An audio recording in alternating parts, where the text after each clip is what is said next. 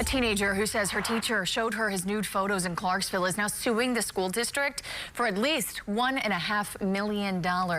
Mackenzie Ellithorpe says back in March, her teacher here, Matthew Vedders, allegedly showed her photos of himself naked at Montgomery Central High School.